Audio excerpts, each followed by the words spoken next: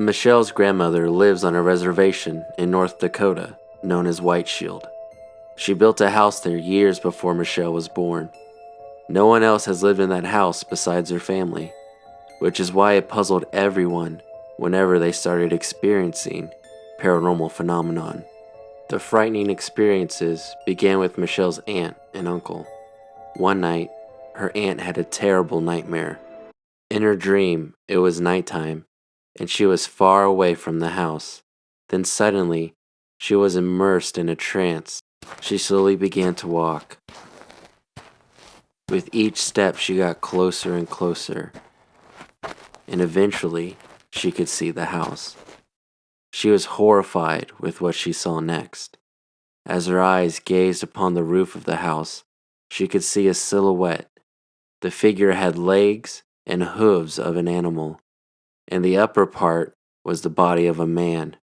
Her aunt became transfixed in fear.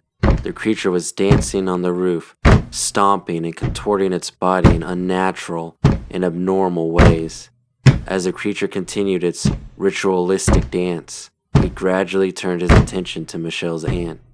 He stared at her and then gave her a malevolent smile.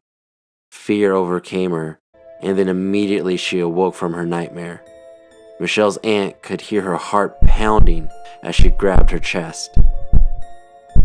She knew that it was a demon in her sleep, or even the devil himself. She couldn't go back to sleep because she was too scared. That's when she decided to go into the living room. When she walked in, she was surprised to see her brother wide awake on the couch. She asked him, "Why are you up so late?" His response sent chills down her spine. He told her that he couldn't sleep because he heard extremely loud noises coming from the roof, as if someone was stomping or treading on it.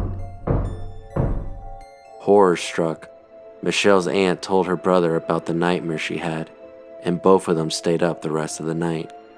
Michelle's entire family knows about the dancing devil, and it wasn't long before she experienced her own paranormal activity. Growing up, Michelle would visit her grandma during the summers, along with her brother and her dog, Lady. Michelle would sleep with her grandma and Lady in the same bed because she was too scared to sleep by herself in her room. Her brother would sleep on a cot next to their grandma's bed. Michelle's grandparents slept in separate rooms. One night, before bed, Michelle's grandma was reading them a bedtime story. As she was reading, Lady jumped from the bed and started walking towards the kitchen to her dog bowl. Then suddenly, everyone heard a loud bang. Lady yelped and came sliding down the hall backwards until she collided with a bedroom door at the end of the hall. She then scrambled back to the room, jumped on the bed, and buried her body next to Michelle. Lady was whimpering and her little body was quivering in fear. Everyone in the room was shocked. An eerie silence filled the room.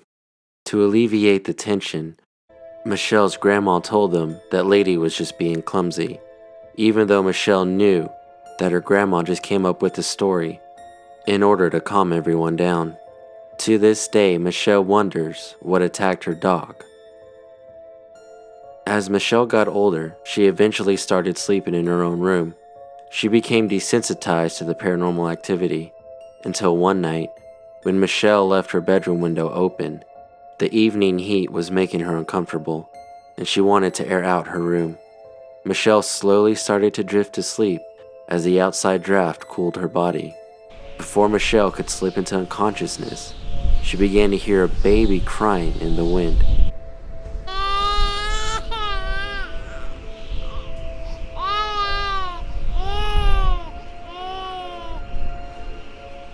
Michelle immediately became alert, but did not look out the window. She remembered some advice from her great-grandmother to never look outside because you might see a spirit looking back at you. So Michelle kept her head down and bolted to her grandma's room. She told her about hearing a baby crying by her window. Her grandma told her reassuringly that it was probably just a baby fox. Michelle knew what she heard. It was a baby crying.